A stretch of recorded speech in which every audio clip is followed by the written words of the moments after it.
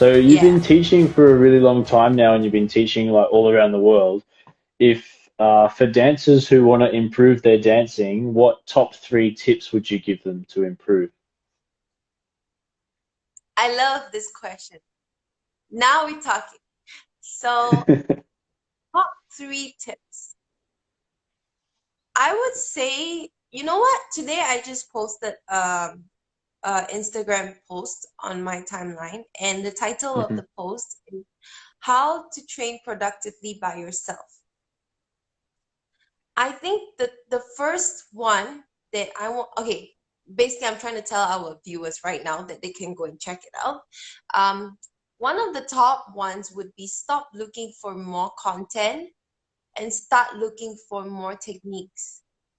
Hmm.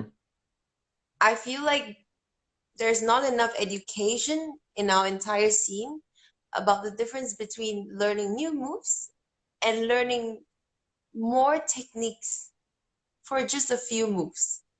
You know, Hmm. like people are seeking the trend, people are seeking for more movements, for what is the new song that is hot right now that I should dance to. But it's not the way to go if you want to improve. If you want to improve, you should be seeking for more techniques. People are not practicing Hmm. techniques. Instructors are not sharing enough techniques on social media. It's always about dancing, new routines, blah, blah, blah. I get it. I do this for a living. We have to make posts like this. But I feel like as educators in the dance scene, especially as people who are leading and influencing the dance scene, it's super important to teach this kind of stuff. Like, Mm. you know, because there's not a standard in salsa where you have to go through exams to be an instructor. Anybody can be an Hmm. instructor these days, you know? Yep. And True. I don't blame the students, I blame the instructors. You're not Hmm. tell your students how to learn. That's why I have so many technique classes because I feel that number one, I need to educate the students about techniques, not about more movements. If you want movements, go to YouTube. Why do you come to me, right? Or you can just read my stuff off my Instagram. Everybody's doing that. I just had a Hmm. rant yesterday. Oh my God, I could go on this conversation for an entire day. Okay, we'll leave the rant for later. So So number this is one, one good search for point. more techniques. Sorry? So this is a good point. The first point is very good. Thank you. Number two, identify your bad habits. So, Okay. as a coach, I feel like a lot of time where I call out names in my classes, like, hey, you know, this girl, you're doing that. You know, now Sarah, you're doing this. Alex, you're doing that. A lot of times I'm calling out almost the same thing to the same girl every week, you know, because Yep. those are the most fundamental stuff that they shouldn't be getting wrong. And the reason why I'm calling you out because it's a bad habit. If you're doing this every week, it's a habit that you're not able to break. So Mm. throughout my years of coaching, um, you know, because I mature as an instructor as well. In my first few years, it was more like, okay, here's the move I'm teaching, you're not doing it right. But then it, you know, as you mature as a coach, it becomes more like the reason why you're not doing this right because you have this habit where you're Mm. unable to break. That's why that move becomes an obstacle, right? So a Hmm. lot of people are not, again, the educators of the scene are not sharing this stuff enough. As a student, you need to find an instructor who can tell you what your bad habit is. It can be as simple as you're taking steps that are way too big all the time. When you do that, your body movement Hmm. is compromised, your weight shift is slower, you're not on the balls of your feet all the time. So, number two, find your bad habits. Number three, um, how to improve. Change your way of learning. So this is what I talked about a little bit more in my poster today.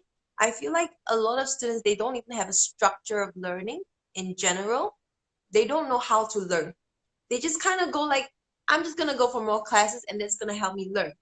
But that's not the way. You need to start setting dance goals, for example, you know, your dance goals, you know, I just posted one like last week. People are setting 20 challenges as a dance goals.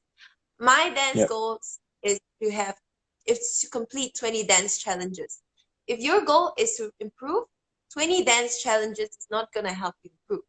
It's going to probably improve you a little bit more, but you should be setting goals like cleaning up your basic arms, nailing a double spin, you Yep. know, having very clean footwork. So change your way of learning. Don't just go like follow whatever instructor who's teaching new classes to new songs. That's not the way to improve. You want to improve, you try different way. Find a new coach if you feel stagnant. Don't stick to the same Hmm. coach. Don't sticking to the same instructor if you're paying him for 2 years, her or him for 2 years, and you find yourself not improving. Find a new coach.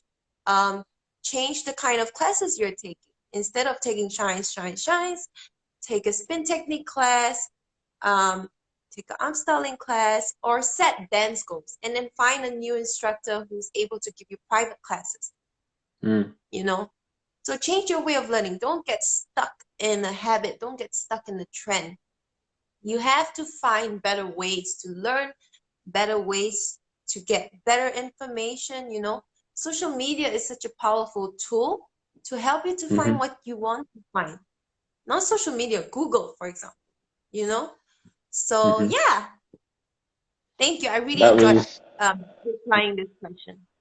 I really enjoyed it. I got a lot out of it. I should be doing more of these things. So for people that want to follow through with these things, you're quite passionate about teaching. Like I've been in some of your classes before, and I know the two of us have assisted for Super Mario before at different events. How would you, so for people that are like isolated, like that might not have exposure to artists that are taking things as seriously as you are and are as passionate about teaching as you are, how can these people source more information?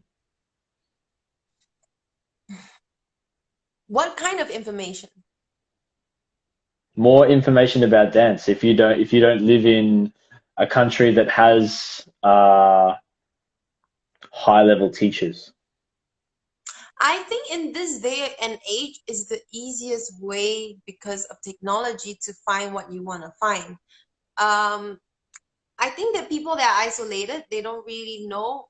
They're like laymen, right? They don't really Mm. know who's in the scene already. So honestly, just start with some beginners class. You find everything is online right now. That's the thing. So people that are isolated, if you guys are beginners, just take any classes and then start from there because you do need to Hmm. learn your basics, right? Anybody can give you a basics, and you're not gonna hit jackpot. Like you're not gonna instantly find the best instructor in the world. So start from there, understand what instructors in the world, be willing to do research. That is the thing, Yep. Um, everybody's using hashtag these days, right? So find the hashtags and find an instructor who's not just sharing dance videos, right? Find instructors who's sharing more than dance videos, Hmm. who's sharing techniques, who's talking about teaching, who's talking about how you should learn. Like these are the instructors that you should always look for.